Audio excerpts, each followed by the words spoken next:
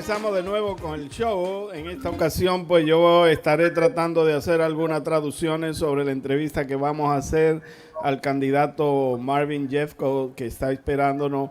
Good evening, Mr. Jeffco. Welcome to the show. Luis Jimenez presenta, that can be seen through Julio En America television.com.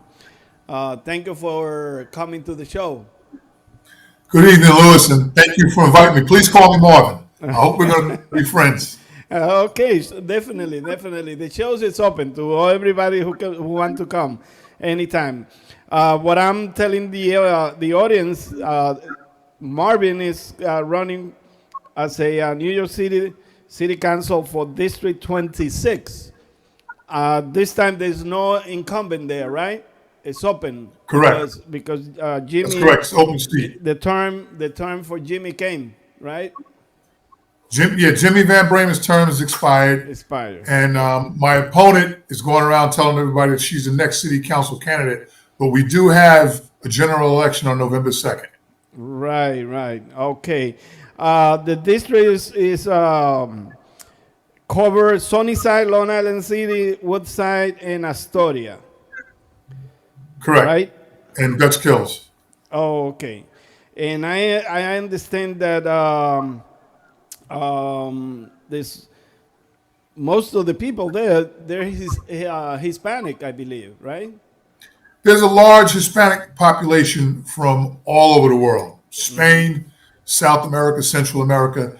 I mean, if you, in my neighborhood, you can walk within 2 blocks and get food from almost anywhere in the world. So it's a very culturally rich neighborhood. It's a beautiful neighborhood. Yes. It's Queens, and Queens is the whole world in this borough comprise everybody from different country. You know, we all from different country.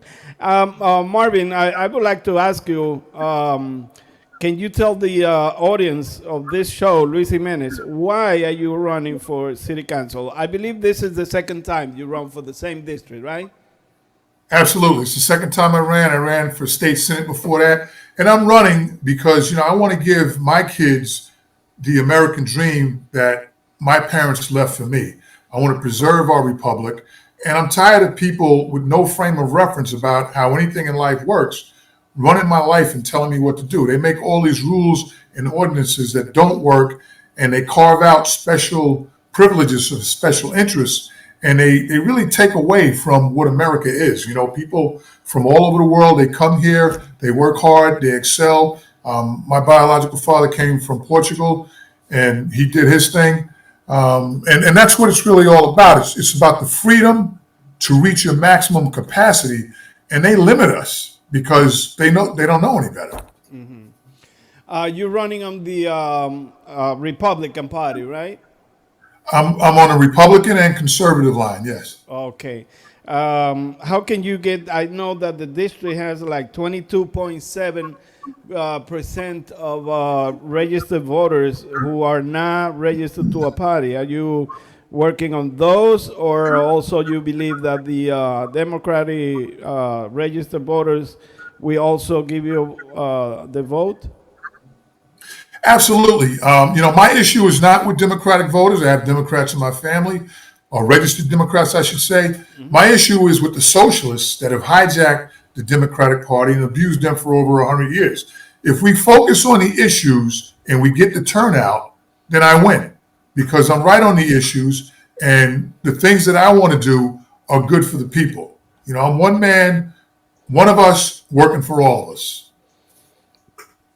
Okay, all right. So, do you have your campaign office and everything? Do you have any phone number or place or web page that the people can go and check who you are and and see?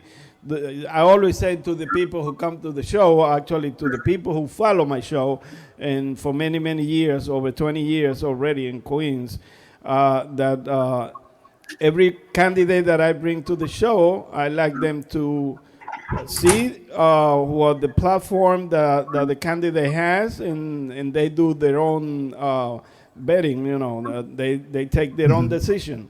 Um, Absolutely. I can be reached at marvinjeffcoat.com, and they can click on the YouTube tab and find out all about me, where I've been, what I've done in life, and what I plan to do for the district. My mhm. platform is on the webpage, and basically, unfortunately, it's the same platform as before because the issues are the same, but things have gotten worse. And I'd like to talk about education and job creation first. Those are two of my platforms, but I have to talk about public safety because they've exacerbated the problem.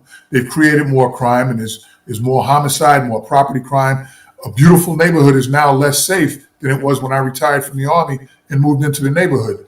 I want to talk about the aging infrastructure and how we fix that, and affordable housing. So those are the five things. But number one on my list is public safety, because if people don't feel safe, they're not going to want to come to this neighborhood. They're not going to want to raise their family, and they're not going to want to engage in business. And one thing I know about the Latino community is that you have a lot of entrepreneurship, and that needs to be nurtured so that because it's the backbone of the country is small business, and Latinos are a big part of that. Very very courageous people. I mean, because I've always worked for the government in one form or another, whether it was in the military or now I work for the city.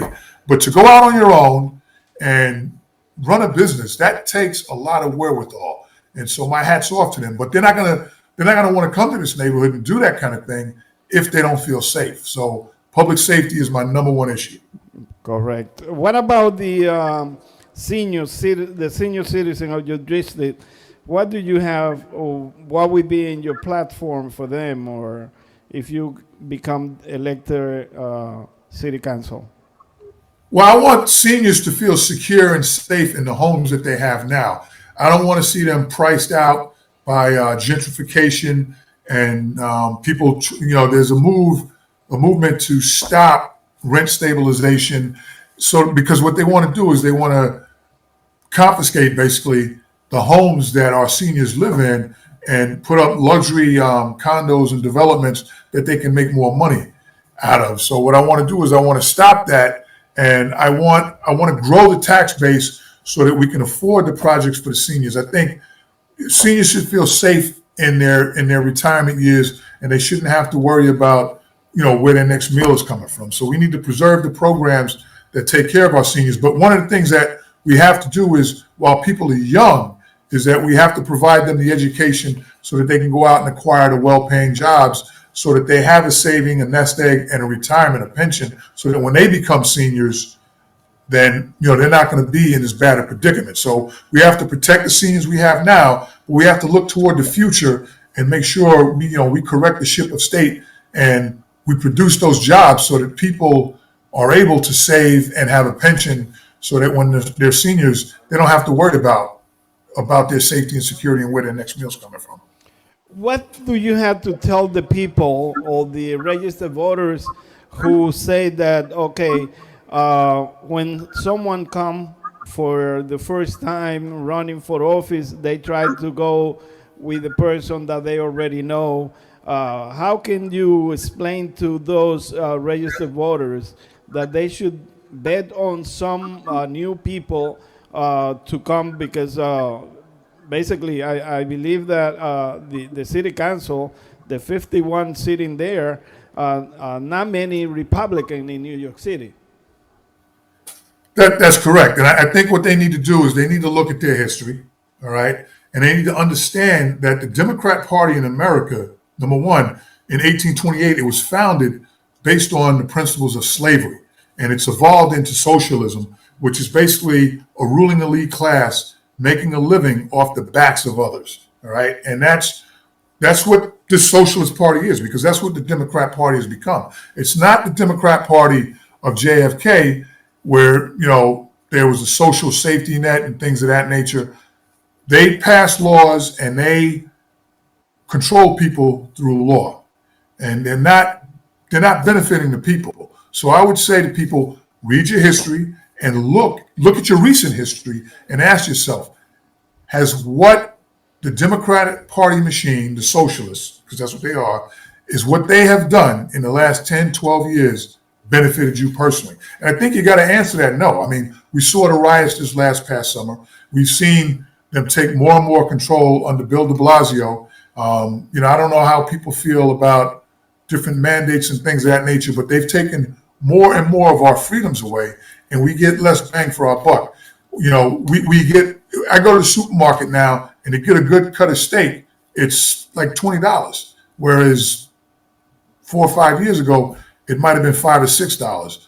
So the quality of life, if you look at the crime, the litter, the trash, all of that stuff has gone down, and there's no one to blame in this city but the Democrat machine. They've run this city. Even when Bloomberg was in office, you had a Democratic apparatus in the city bureaucracy that pretty much ran the city, and they're the ones that are able to pick your commissioners and your mayors and your city council people, because they funnel money into their campaigns. So they haven't delivered for you, and I will. All right. I have a proven record both in the military and my current job. I work for the city. People in the neighborhood know me. I'm well known throughout the veterans community, and veterans know that I deliver on what I say I'm going to deliver on. And if I can't, I'm going to come back and I'm going to tell you why I can't. And maybe we can work out a solution together. But by and large, when I say I'm going to do something, I do it. And, this machine, this Democrat corporate machine that runs the city of New York, they've lied to people for decades and they haven't delivered.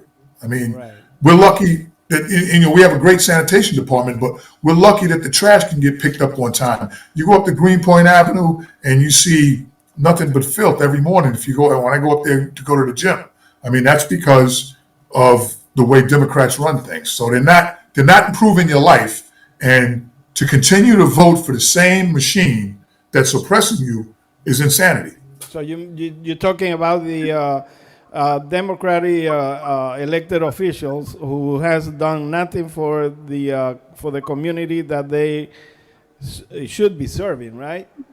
Absolutely. And I want to make that distinction. My war is not with Democrat voters. My war is with the people that have lied to them. The party machine, the apparatus that's in control of the city. And if you look at it, it's a very tight, small circle. They pretty much tee up whoever they want. They say, okay, it's your turn. You're going to be city councilman here and there. And that's how they run things. I know that you mentioned. I know that you mentioned this, but I would like to ask you, which are the top priorities that you have if you are elected city council? Absolutely. Public safety, education, job creation and wealth creation, fixing our aging infrastructure, and housing. How do we make housing affordable? Okay. I know Julio is asking me to end the segment, but I would like you to, any message that you have for the registered voters who don't forget that November is here almost, and an invitation that you can ask them to go out and vote and look for your name in the District 26 where you are running. Absolutely. Soy uno de nosotros trabajando para todos nosotros. And I thank you for your time. I'm going to be one man working for everybody in this district. So if you want somebody that's going to work hard for you, you're going to vote for me on November 2nd. You can visit my website, marvinjeffcoat.com. We're going to have a fundraiser, and I anticipate some big name people are going to be there. We're going to have a fundraiser on October 12th, and I hope everybody can come out, make some donations to our campaign, and we can get this election won so that I can give your city back to you. Okay, thank you. Again, I have to say thank you for the service that you have done to the country. Julio is asking me if you have any opinion on the Dreamers, the children that came early, they were brought by the parents, and today they don't have no residency, and what is the opinion that you have that the government should do for them? Well, my wife is an immigrant, and she proudly became a U.S. citizen, and I support lawful immigration because I want immigrants to be able to see, think, and work and speak for themselves and not be the victims of the poverty pimps that create these government programs so that they can live off the backs of immigrants.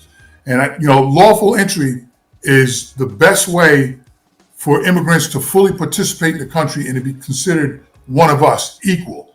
And if I'm elected, I'm going to work my best, make it my mission to support and aid getting legal channels so that people can obtain their citizenship. If you love somebody and you really care about their well-being, you give them parity. And that parity means full citizenship. If you look at what's going on at the southern border, it's a travesty. Young kids are being raped and murdered because of what this administration has created down there. And those that are lucky enough to make it here, they're sold into slavery and child labor. And it's an atrocity. When I was young, my foster parents, they welcomed me into their family when I was little. And what I would like for us all to do is to work with the church to see how many of the migrant children and the dreamers that we can adopt into families so that they can get the full benefit of citizenship. I don't want to encourage people to come into the country illegally, but on the other hand, it's very unfair to punish a child for adult crimes and adult mistakes. So I think we have to make a way where we can provide them a legal avenue to exercise full citizenship. When you keep them in a quasi state of being in an illegal status, they're abused. And that's by design. Again, that's your Democrat machine party. If you notice, the Democrat politicians get richer, but minority people, people of color, and people who migrate to this country without papers, they stay in a state of poverty because it's a perpetual cycle, and they make money off of them. And that's disgusting to me. So that's my stand on it. I want it done. I want it done lawfully. But if you love somebody, you give them equality, you give them full participation in citizenship. And that's where I stand. Okay, thank you, Marvin. I do appreciate again that you came to the show, that you came to express the view that you have, and you're running for District 26 in this November. So I encourage everyone to follow his platform, www.marvinjeffcode.com. And thank you very much. And thank you for the Thank you, Louis. Against to the country again. Okay? Thank you. God bless. See you in Sergeant November. first class, right? Sergeant first class. That's my retired rank. Hopefully I'll see you guys in October, and hopefully we're going to have some big names. I think Vicky Palladino's going to be there, and maybe Tina from the Bronx, and maybe even our next mayor, hopefully Curtis Lewa. So let us know. Hopefully you guys can check me out. Let us know. Definitely. Remind us, okay? Okay, we will. Thank you. Thank you, Louis. Vamos a pasar a un bumper y regresamos con Valderrama en poco tiempo.